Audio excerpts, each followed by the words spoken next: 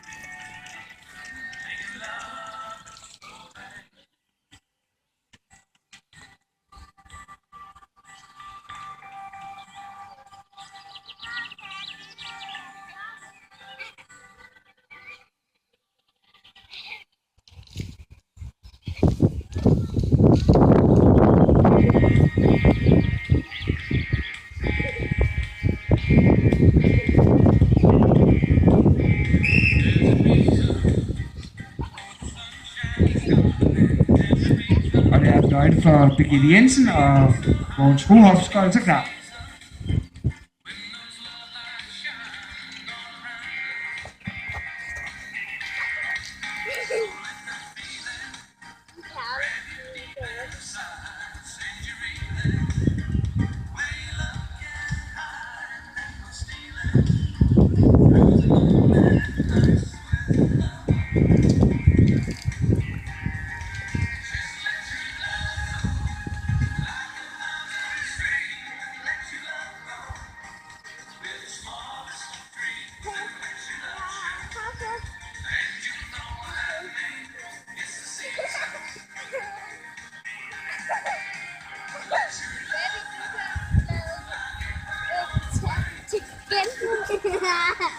gøre noget. Kast bare bladet på mig. Jeg er kæmpe. Jeg vil slippe det.